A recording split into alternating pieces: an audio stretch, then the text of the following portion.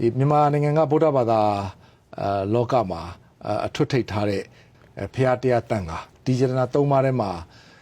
သီလရှင်တွေပါသလားဖေ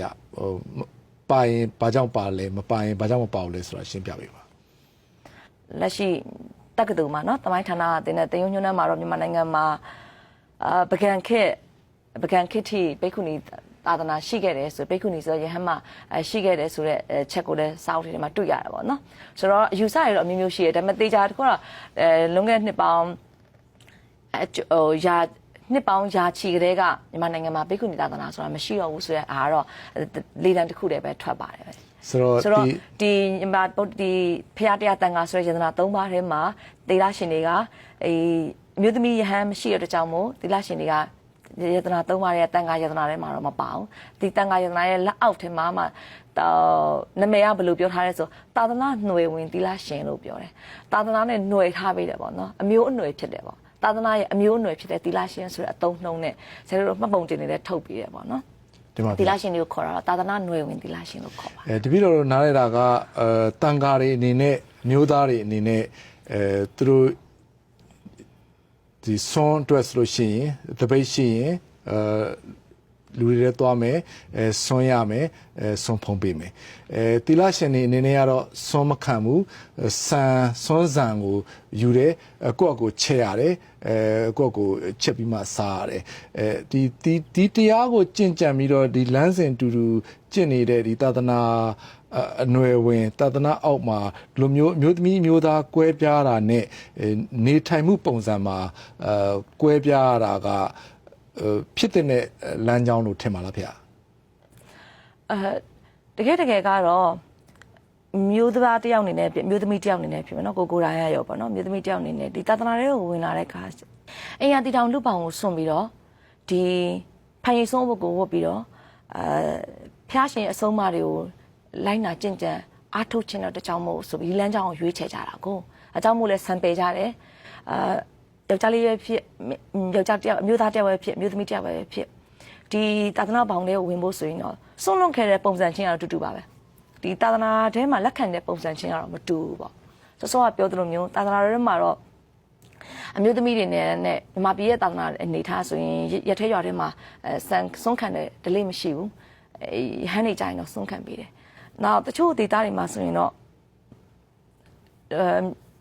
မျိုးသားတယောက်ဒီဟန်းဝတ်တယ်ဆိုရင်အတမ်းမှကောင်းကြီးဩဘာပေးကြတယ်နော်အဲဆိုတော့ဒါသာသနာပြုဖို့တကယ်သာသနာပြုတယောက်တော့ပေါ်ပြီးသာသနာတော့အတွက်သာသနာပြုမဲ့သူတွေပေါ်ပြီးဆိုပြီးတော့တကယ်ကိုတချို့တွေများတော်တော်ပြနဲ့ကျူဆိုကြတယ်ပေါ့နော်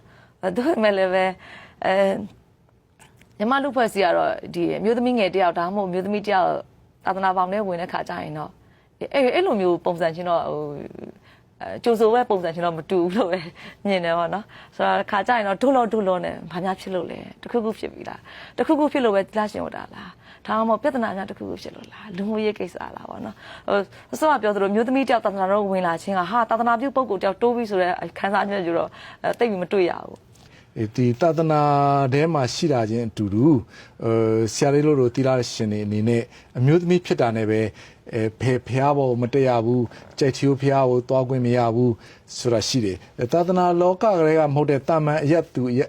တာမန်အရက်သားတယောက်အမျိုးသားတယောက်ကတော့ကြိုက်ချီဖျားကိုသွားလို့ရတယ်အပေါ်တိတက်လို့ရတယ်မဟာမြတ်မုနိ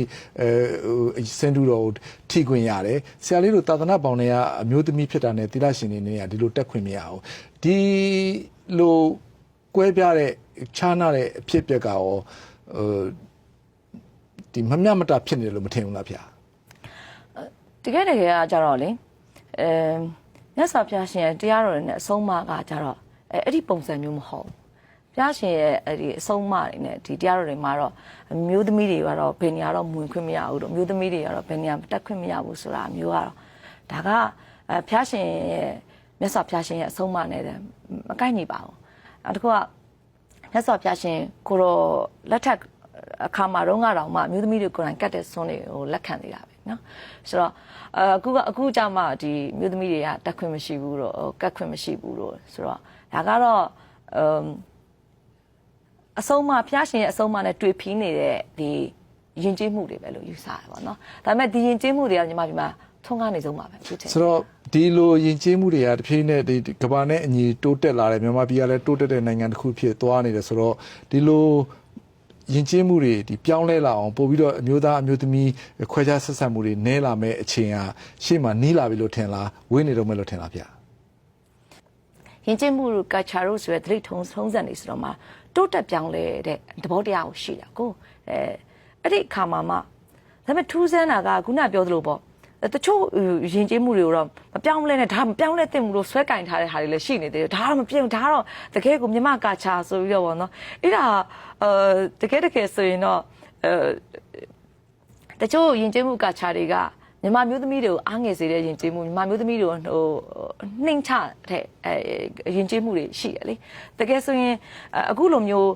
ကဘာနဲ့တဝမ်းလုံးမှာအမျိုးသမီးတွေရဲ့အမျိုးသမီးတွေရဲ့အရေးချင်းတွေအမျိုးသမီးတွေရဲ့စွမ်းဆောင်ရည်တွေအားနိုင်ငံရဲ့ဖွံ့ဖြိုးမှုအတွက်လိုအပ်နေတယ်ဒါကြောင့်မို့အမျိုးသမီးတွေကိုပို့ပြီးတော့ပညာအမျိုးသမီးတွေလည်းပူးပေါင်းပါဝင်လာဖို့ပေါ့အမျိုးသားတွေနီးသူပူးပေါင်းပါဝင်လာဖို့ကဘာတဝမ်းမှာမျိုးလှုပ်ဆောင်နေကြတယ်အဲ့လိုအနေထားမျိုးမှာညီမလူဦးရေရဲ့တဝက်ကျော်ရှိတယ်ဆိုတော့အမျိုးသမီးတွေကိုခွဲခြားထားတယ်လို့ထင်တယ်အမျိုးသမီးတွေကိုအားငယ်စေတယ်အမျိုးသမီးတွေဒီဆိုင်းပုတ်လေးတွေမြင်အမျိုးသမီးတွေစိတ်ထဲမှာအားငယ်တိမ်ငယ်စေစိတ်တွေဖြစ်စေတယ်ဆိုတော့ယဉ်ကျေးမှုကာချာတွေကတော့တကယ်ကတော့ထားခဲ့ရမယ့်ကာချာတွေလို့ထင်တယ်ခြံထားခဲ့ရမယ့်ကာချာတွေပေါ့လေပို့ပြီးတော့လည်းပြောင်းလဲဖို့လည်းလိုအပ်တယ်ရှေ့မှာမြင်ရပြီလားလို့ဆိုတဲ့ခါကျတော့အဲ့ဒီနေရာမှာတော့မြန်မာလူဖွဲ့စည်းမှာရှိတဲ့သူတွေပုံမှန်လည်းအများကြီးမူတည်ရပါတော့ဆိုတော့ဒီဟာကိုဒီမြန်မာလူဖွဲ့စည်းမှာရှိတဲ့အမျိုးသမီးတွေကိုနှိုက်ကရောမြန်မာလူဖွဲ့စည်းတွေမှာရှိတဲ့အမျိုးသားတွေကရောဒီအနေထားပေါ်မှာပြောင်းလဲပြီးဖို့ကိစ္စအနေထားမှာဘယ်လောက်ထိပါဝင်ပူးပေါင်းကူညီပေးကြမလဲပေါ့နော်ဒါကတဦးတယောက်နဲ့တက်ဆိုင်တာမဟုတ်တနိုင်ငံလုံးနဲ့တက်ဆိုင်တာဘာဖြစ်လို့လဲဆိုတော့မိသားစုတစုဖွံ့ဖြိုးတိုးတက်ဖို့အတွက်အဲ့ဒီမိသားစုမှာရှိတဲ့အဖေအင်အားလည်းလိုတယ်လို့အမေအင်အားလည်းလိုတယ်တားရဲ့အင်အားလည်းလိုလို့သမီးရဲ့အင်အားလည်းလိုတယ်သမီးရောသားရောအဖေရောအမေရောကအာကျုံမန်တန်နဲ့တူလှုပ်ဆောင်မှဒီမိသားစုတစုကဖွံ့ဖြိုးတိုးတက်တဲ့မိသားစုတစုဖြစ်လာမယ်အဲ့လိုပဲနိုင်ငံတစ်နိုင်ငံလည်းဒီလိုပဲဒီနိုင်ငံတစ်နိုင်ငံဖွံ့ဖြိုးတိုးတက်ဖို့ကအမျိုးသားကြီးပဲလှုပ်ဆောင်လို့မရဘူးမျိုးသားတွေရောမျိုးသမီးတွေရောចောင်းသားတွေရောចောင်းသူတွေရောအားလုံးညီညွတ်နဲ့စ조사မှဒီနိုင်ငံရဲ့ဖွံ့ဖြိုးတိုးတက်မှုကအကောင့်ထဲပေါ်လာမှာပေါ့ဒါကြောင့်မို့မျိုးသမီးတွေရဲ့အင်အားကိုပို့ပြီးတော့မြင်ချင်တယ်ဆိုရင်တော့မျိုးသမီးတွေကိုကန့်သတ်ထားတယ်လို့ဆိုတဲ့အရာတွေကအဲ့ကန့်သတ်ချက်တွေကဖယ်ဖို့တော့လိုလာပြီလို့ပဲယူဆ ကျွန်တော်ဗျာဆရာလေးဒေါ်ကေတူမာလာကျေးဇူးများတင်ပါတယ်